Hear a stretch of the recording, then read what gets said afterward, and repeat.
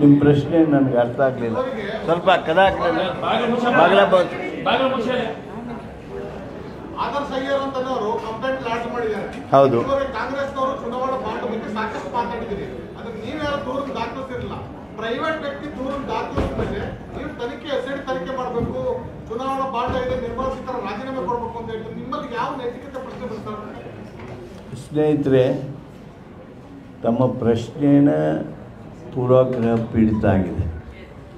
ನಾವು ಕೇವಲ ಅವ್ರ ಮೇಲೆ ಟೀಕೆ ಮಾಡಿದ್ವಿ ಅಲ್ಲ, ಅಷ್ಟೇ ಅಲ್ಲ, ಸುಪ್ರೀಂ ಕೋರ್ಟ್ನವರು ಕೊಟ್ಟಿರ್ತಕ್ಕಂಥ ಆ ತೀರ್ಪಿನ ಹಿನ್ನೆಲೆಯೊಳಗೆ ನಮ್ಮ ಪಕ್ಷದ ಹಿರಿಯ ನಾಯಕರುಗಳು ಪಾರ್ಲಿಮೆಂಟ್ನೊಳಗೂ ರಾಜ್ಯಸಭೆಯೊಳಗೂ ಅದನ್ನು ಪ್ರಸ್ತಾಪ ಮಾಡಿದರು. ಅಲ್ಲದೆ ಕ್ರಮ ಆಗಬೇಕು ಅಂಥೇಳಿ ನಮ್ಮ ಪಕ್ಷ ಹೋರಾಟ ಮಾಡ್ತು. JPC ಯಾಕೆ ಕಾನ್ಸ್ಟಿಟ್ಯೂಟ್ ಮಾಡೋದಕ್ಕೆ ಹಿಂದೆ ನೋಡ್ತೀರಿ ಅಂಥೇಳಿ ಒತ್ತಡ ಹಾಕಿದ್ವಿ. ಏನೋ ಒಂದು ರಾಜಕೀಯ ಪಕ್ಷವಾಗಿ ಏನು ಹೋರಾಟ ಮಾಡಬೇಕಾಗಿತ್ತು, ಹೋರಾಟ ಮಾಡಿದ್ವಿ. ಇವತ್ತು ಒಬ್ಬ ಖಾಸಗಿ ವ್ಯಕ್ತಿ ಅವನಿಗೆ ಬಂದಿರತಕ್ಕಂಥ ಎಲ್ಲ ವಿವರವಾದ ಮಾಹಿತಿ ಹಿನ್ನೆಲೆಯೊಳಗೆ ಅವನು ಕಂಪ್ಲೇಂಟ್ ಕೊಟ್ಟಿದ್ದಾರೆ. ಅತ್ಯಂತ ಗಂಭೀರವಾಗಿರ್ತಕ್ಕಂಥ ಕಂಪ್ಲೇಂಟ್ ಅದಾಗಿದೆ. ಅದ್ರ ಬಗ್ಗೆ ಸೂಕ್ತವಾಗಿರ್ತಕ್ಕಂಥ ಕಾನೂನಾತ್ಮಕ ಕ್ರಮ ನಡೀತಾವೆ.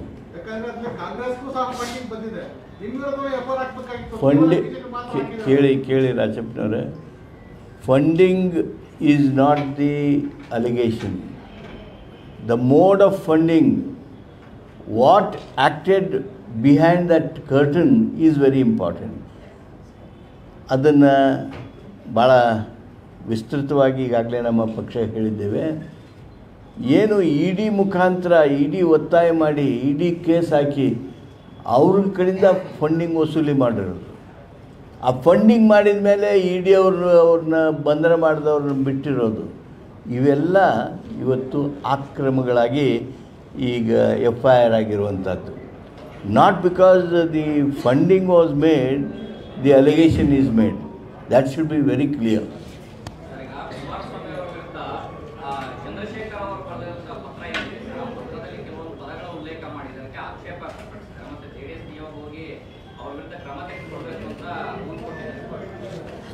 ನಾ ಇಷ್ಟೇ ಹೇಳ್ತೀನಿ, ಈ ಪದಗಳ ಯುದ್ಧ ಏನು ನಡೆದಿದೆ, ಈ ಪದಗಳ ಯುದ್ಧ ನಮ್ಮ ಕರ್ನಾಟಕದ ರಾಜಕಾರಣಕ್ಕೆ ಆರೋಗ್ಯಕರ ಅಲ್ಲ.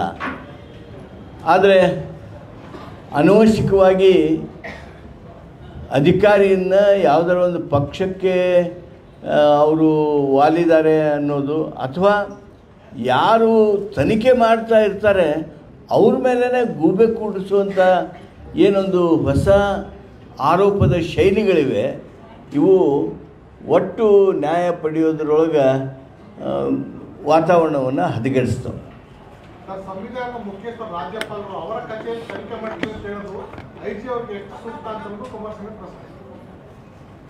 ರಾಜ್ಯಭವನವನ್ನು ದುರ್ಬಳಕೆ ಮಾಡ್ಕೋತಕ್ಕಂಥ ಪರಿಸ್ಥಿತಿ ಒಳಗೆ ರಾಜಭವನ ಒಂದು ಪಕ್ಷದ ಪರವಾಗಿ ಇದೇನೋ ಅನ್ನುವ ಭಾವನೆ ಬಂದಾಗ ರಾಜ್ಯಪಾಲರು ವಿಷಯ ಸೋರಿಕೆ ಆಗಿದ್ದು ಸರ್ಕಾರದಿಂದ ಅಂಥೇಳಿ ಹೇಳುವಂಥ ಒಂದು ವಾತಾವರಣದೊಳಗೆ ಏನು ತನಿಖೆ ಮಾಡ್ತಕ್ಕಂಥದ್ದು ತಪ್ಪು ಹೇಳಿರಿ. ರಾಜಭವನದ ತಾಬಾ, ರಾಜಭವನದ ಸುಪರ್ದಿಯೊಳಗೆ, ರಾಜಭವನದ ಕೈಯೊಳಗೆ ಇದ್ದಂಥ ಕಾಗದಗಳು ಲೀಕ್ ಆದರೆ ಅದನ್ನು ಸರ್ಕಾರದ ಮೇಲೆ ಅಪವಾದ ಹೊರಿಸಿದಾಗ ಅದನ್ನು ತನಿಖೆ ಮಾಡ್ತೀವಿ. ಯಾಕಂದರೆ ಅದು ನಿಮ್ಮ ಹತ್ರ ಇತ್ತು, ಹೆಂಗಾಯಿತು, ಇದು ನಿಮ್ಮ ಕಾರ್ಕೂನ್ ಮಾಡಿದ್ನ, ನಿಮ್ಮ ಪ್ಯೂನ್ ಮಾಡಿದ್ನ, ಮತ್ತೊಬ್ಬ ಮಾಡಿದ್ನ, ಯಾರು ಮಾಡಿದರು ಅಂಥೇಳಿ ತನಿಖೆ ಮಾಡ್ತೀನಿ ಅಂತ ಹೇಳಿದರೆ ಅದರಲ್ಲೇನು ತಪ್ಪು ಕಂಡು ಹಿಡಿದ್ರಿ? ನೀವು ತಪ್ಪು ಯಾಕೆ ಕಂಡು ಹಿಡಿತೀರಿ? ನಾನು ಇಷ್ಟೇ ಅಪೇಕ್ಷೆ ಮಾಡ್ತೀನಿ, ತನಿಖೆ ಮಾಡಿರಿ, ಅದು ಯಾರು ತಪ್ಪಿತಸ್ಥರೋ ಅದು ಅವರು ಹೊರಗೆ ಬರಲಿ ಅಂತ ಹೇಳಬೇಕಾಗಿತ್ತು. ಅದನ್ನು ಬಿಟ್ಟು ಅದಕ್ಕೆ ಮತ್ತೆ ರಾಜಕಾರಣ ಮಾಡುವಂಥ ಏನು ಪ್ರವೃತ್ತಿ ಯಾರದೇ ಇರಲಿಲ್ಲ, ಅದು ರಾಜಭವನದ ದರ ಇರಲಿ ಅಥವಾ ಮತ್ತೊಬ್ಬರ ದರ ಇರಲಿ, ಅದು ಸರಿಯಾದದ್ದಲ್ಲ. Thank you.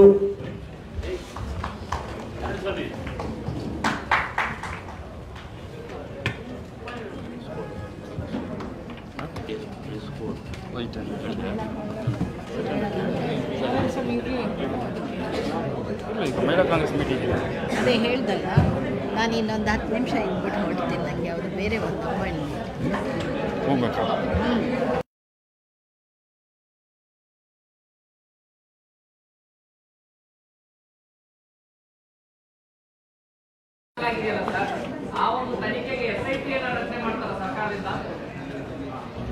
ಹೇಳ್ತೀನಿ.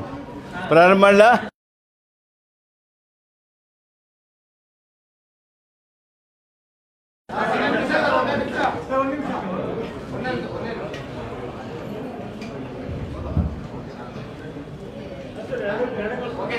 ಗೆಳೆಯರೆ, ಈಗಾಗಲೇ ನಮ್ಮ ಕರ್ನಾಟಕ ಪ್ರದೇಶ ಕಾಂಗ್ರೆಸ್ ಸಮಿತಿಯ ಅಧ್ಯಕ್ಷರು ಅಕ್ಟೋಬರ್ 2ರಿಂದ ಗಾಂಧೀಜಿಯವರು ಬೆಳಗಾಂದಲ್ಲಿ 1924 ಡಿಸೆಂಬರ್ 24ರಂದು ಏನು AICC ಅಧ್ಯಕ್ಷತೆ ವಹಿಸಿ ದೇಶಕ್ಕೆ ಒಂದು ಗಟ್ಟಿಯಾದ ನಾಯಕತ್ವವನ್ನು ನೀಡಿ ಸ್ವಾತಂತ್ರ್ಯ ಸಂಗ್ರಾಮವನ್ನು ಚುರುಕುಗೊಳಿಸಿ ರಾಷ್ಟ್ರ ಅತ್ಯಂತ ದಿಟ್ಟವಾಗಿರ್ತಕ್ಕಂಥ ಹೆಜ್ಜೆಗಳನ್ನು ಸ್ವಾತಂತ್ರ್ಯ ಪಡೆಯೋದಕ್ಕೆ ಹಾಕುವಂಥ ಒಂದು ಹೆಜ್ಜೆಗಳನ್ನು ಗುರುತಿಸಿ ಆ ಒಂದು ಸಂದರ್ಭವನ್ನು 100 ವರ್ಷದ ಹಿಂದಿನ ಸಂದರ್ಭವನ್ನು ಇವತ್ತು ನಾವು ಶತಾಬ್ದಿ ವರ್ಷವಾಗಿ ಆಚರಣೆ ಮಾಡ್ತಾ ಇದ್ದೇವೆ. 100 ವರ್ಷದ ಆಚರಣೆ ಮಾಡುವಂಥ ಈ ಸಂದರ್ಭ ಅಕ್ಟೋಬರ್ 2ರಿಂದ ಪ್ರಾರಂಭ ಮಾಡ್ತಾ ಇದ್ದೀವಿ. ಸರ್ಕಾರ ಗಾಂಧಿ ಭವನದಿಂದ ಗಾಂಧಿ ನಡೆಯನ್ನು ಪ್ರಾರಂಭ ಮಾಡ್ತಾ ಇದೆ. ಅದೇ ರೀತಿ ನಮ್ಮ ಪಕ್ಷ ಗಾಂಧಿ ಪುತ್ಥಳಿಯಿಂದ ಮಹಾತ್ಮ ಗಾಂಧಿ ರಸ್ತೆ ಗಾಂಧಿ ಪುತ್ಥಳಿಯಿಂದ ನಮ್ಮ ಭಾರತ್ ಜೋಡೋ ಭವನದವರೆಗೆ ನಡೆಯನ್ನು ಮಾಡೋದ್ರ ಮೂಲಕ ಆ 100 ವರ್ಷದ ಸಂಭ್ರಮವನ್ನು ನಾವು ಅವತ್ತು ಚಾಲನೆ ಕೊಡ್ತಾ ಇದ್ದೀವಿ. ಒಂದು ಕಡೆ ಸರ್ಕಾರ ಚಾಲನೆ ಕೊಡ್ತದೆ, ಒಂದು ಕಡೆ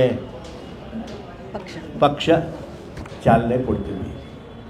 ಇದನ್ನು ಭಾಳ ಸಂತೋಷದಿಂದ ಹೇಳೋದಕ್ಕೆ ಬಯಸ್ತೀನಿ. ವರ್ಷವಿಡೀ ಮಾಡ್ತಕ್ಕಂಥ ಕಾರ್ಯಕ್ರಮ, ಆ ಕಾರ್ಯಕ್ರಮಗಳ ಎಲ್ಲ ವಿವರವನ್ನು ನಾನು ನಿಮಗೆ 2ನೇ ತಾರೀಕಿಗೆ ತಮ್ಮ ಜೊತೆಗೆ ಹಂಚಿಕೆ ಮಾಡ್ಕೊಳ್ತೇನೆ. ನಿರ್ಮಲಾ ಸೀತಾರಾಮನ್ ಅವರ ಮೇಲೆ ಏನು ಪ್ರಕರಣ ದಾಖಲಾಗಿದೆಯಲ್ಲ, SIT ತನಿಖೆ ಕೊಡಬೇಕು ಅಂತ ಸರ್ಕಾರ ಒಂದು ತೀರ್ಮಾನ. ಇಲ್ಲಿವರೆಗೆ ನಾವು ಆ ದಿಸೆಯೊಳಗೆ ನಿರ್ಣಯಿಸಿಲ್ಲ. ಏನು ನಿರ್ಮಲಾ ಸೀತಾರಾಮನ್ ಅವರ ವಿರುದ್ಧ ಇವತ್ತು ನಿರ್ಮಲಾ ಸೀತಾರಾಮನ್ ಮಾತ್ರ ಅಲ್ಲ, ನಡ್ಡಾ ಅವರೆಲ್ಲ ಏನು 5-6 ಜನ ಇದ್ದಾರೆ, ಅವರೆಲ್ಲರ ಮೇಲೆ ಈಗಾಗಲೇ FIR ದಾಖಲಾಗಿದೆ. ಸರ್ಕಾರ SIT ಮಾಡಬೇಕಾಗಿರ್ತಕ್ಕಂಥ ಹಂತ ಬಂದರೆ ಅದ್ರ ಬಗ್ಗೆ ಚಿಂತನೆಯನ್ನು ಮಾಡ್ತೀವಿ. ಸರ್, ಖಾಸಗಿ ಕಂಪ್ಲೇಂಟ್ ಕೊಟ್ಟಿದ್ದಾರೆ, ಅವ್ರ ಮೇಲೆ ಸಾಕಷ್ಟು ಆರೋಪ ಮಾಡಿದ್ವಿ, ಚುನಾವಣಾ ಬಾಂಡ್ ಪ್ರೈವೇಟ್ ವ್ಯಕ್ತಿ ಖಾಸಗಿ ಕಂಪ್ಲೇಂಟ್ ದಾಖಲಿಸಿದ್ರೆ ಸರ್, ನೀವು ಕಾಂಗ್ರೆಸ್ನವರೆಲ್ಲ ಇವತ್ತು ಕೇಂದ್ರ ಕೊಡ್ತಾ ಮುಗಿದಿದ್ದೀರಾ. ಇದುವರೆಗೆ ಕಾಂಗ್ರೆಸ್ ಅವರು ಏನು ಮಾಡ್ತಾ ಇದ್ದಾರೆ ಸರ್? ನಿಮ್ಮ ಪ್ರಶ್ನೆ ನನಗೆ ಅರ್ಥ ಆಗಲಿಲ್ಲ. ಸ್ವಲ್ಪ ಕದ ಬಾಗಿಲ ಬಂತು. ಆದರ್ಶ್ ಅಯ್ಯರ್ ಅಂತನವರು ಕಂಪ್ಲೇಂಟ್ ಲಾಂಚ್ ಮಾಡಿದ್ದಾರೆ. ಹೌದು. ಕಾಂಗ್ರೆಸ್ನವರು ಚುನಾವಣಾ ಬಾಂಡ್ ಬಗ್ಗೆ ಸಾಕಷ್ಟು ಮಾತಾಡಿದ್ದೀರಿ. ಅದಕ್ಕೆ ನೀವ್ಯಾರು ದೂರನ್ನು ದಾಖಲಿಸಿರಲಿಲ್ಲ. ಪ್ರೈವೇಟ್ ವ್ಯಕ್ತಿ ದೂರನ್ನು ದಾಖಲಿಸಿದ್ರೆ ನೀವು SIT ತನಿಖೆ ಮಾಡಬೇಕು, ಚುನಾವಣಾ ಬಾಂಡ್ ಇದೆ, ನಿರ್ಮಲಾ ಸೀತಾರಾಮನ್ ರಾಜೀನಾಮೆ ಕೊಡಬೇಕು ಅಂತ ಹೇಳ್ತಾರೆ. ನಿಮ್ಮಲ್ಲಿ ಯಾವ ನೈತಿಕತೆ ಪ್ರಶ್ನೆ ಬರ್ತಾರೆ? ಸ್ನೇಹಿತರೆ, ತಮ್ಮ ಪ್ರಶ್ನೆನ ಪೂರ್ವಗ್ರಹ ಪೀಡಿತ ಆಗಿದೆ. ನಾವು ಕೇವಲ ಅವ್ರ ಮೇಲೆ ಟೀಕೆ ಮಾಡಿದ್ವಿ ಅಲ್ಲ, ಅಷ್ಟೇ ಅಲ್ಲ, ಸುಪ್ರೀಂ ಕೋರ್ಟ್ನವರು ಕೊಟ್ಟಿರ್ತಕ್ಕಂಥ ಆ ತೀರ್ಪಿನ ಹಿನ್ನೆಲೆಯೊಳಗೆ ನಮ್ಮ ಪಕ್ಷದ ಹಿರಿಯ ನಾಯಕರುಗಳು ಪಾರ್ಲಿಮೆಂಟ್ನೊಳಗೂ ರಾಜ್ಯಸಭೆಯೊಳಗೂ ಅದನ್ನು ಪ್ರಸ್ತಾಪ ಮಾಡಿದರು. ಅಲ್ಲದೆ ಕ್ರಮ ಆಗಬೇಕು ಅಂಥೇಳಿ ನಮ್ಮ ಪಕ್ಷ ಹೋರಾಟ ಮಾಡ್ತು. JPC ಯಾಕೆ ಕಾನ್ಸ್ಟಿಟ್ಯೂಟ್ ಮಾಡೋದಕ್ಕೆ ಹಿಂದೆ ನೋಡ್ತೀರಿ ಅಂಥೇಳಿ ಒತ್ತಡ ಹಾಕಿದ್ವಿ. ಏನೋ ಒಂದು ರಾಜಕೀಯ ಪಕ್ಷವಾಗಿ ಏನು ಹೋರಾಟ ಮಾಡಬೇಕಾಗಿತ್ತು ಹೋರಾಟ ಮಾಡಿದ್ವಿ. ಇವತ್ತು ಒಬ್ಬ ಖಾಸಗಿ ವ್ಯಕ್ತಿ ಅವನಿಗೆ ಬಂದಿರತಕ್ಕಂಥ ಎಲ್ಲ ವಿವರವಾದ ಮಾಹಿತಿ ಹಿನ್ನೆಲೆಯೊಳಗೆ ಅವನು ಕಂಪ್ಲೇಂಟ್ ಕೊಟ್ಟಿದ್ದಾರೆ. ಅತ್ಯಂತ ಗಂಭೀರವಾಗಿರ್ತಕ್ಕಂಥ ಕಂಪ್ಲೇಂಟ್ ಅದಾಗಿದೆ. ಅದ್ರ ಬಗ್ಗೆ ಸೂಕ್ತವಾಗಿರ್ತಕ್ಕಂಥ ಕಾನೂನಾತ್ಮಕ ಕ್ರಮ ನಡೀತಾವೆ. ಯಾಕಂದ್ರೆ ಅದಕ್ಕೆ ಕಾಂಗ್ರೆಸ್ಗೂ ಸಹ ಫಂಡಿಂಗ್ ಬಂದಿದೆ. ನಿಮ್ಮ ವಿರುದ್ಧ ಎಫ್ಐಆರ್ ಹಾಕಬೇಕಾಗಿತ್ತು. ಕೇಳಿ ರಾಜಪ್ಪನವರೇ, funding is not the allegation. The mode of funding, what acted behind that curtain is very important. ಅದನ್ನು ಭಾಳ ವಿಸ್ತೃತವಾಗಿ ಈಗಾಗಲೇ ನಮ್ಮ ಪಕ್ಷ ಹೇಳಿದ್ದೇವೆ. ಏನು ED ಮುಖಾಂತರ ED ಒತ್ತಾಯ ಮಾಡಿ ED ಕೇಸ್ ಹಾಕಿ ಅವ್ರ ಕಡೆಯಿಂದ ಫಂಡಿಂಗ್ ವಸೂಲಿ ಮಾಡಿರೋದು. ಆ ಫಂಡಿಂಗ್ ಮಾಡಿದ ಮೇಲೆ ED ಅವ್ರನ್ನ ಬಂಧನ ಮಾಡಿದವ್ರನ್ನ ಬಿಟ್ಟಿರೋದು, ಇವೆಲ್ಲ ಇವತ್ತು ಆಕ್ರಮಗಳಾಗಿ ಈಗ FIR ಆಗಿರುವಂಥದ್ದು. Not because the funding was made, the allegation is made. That should be very clear.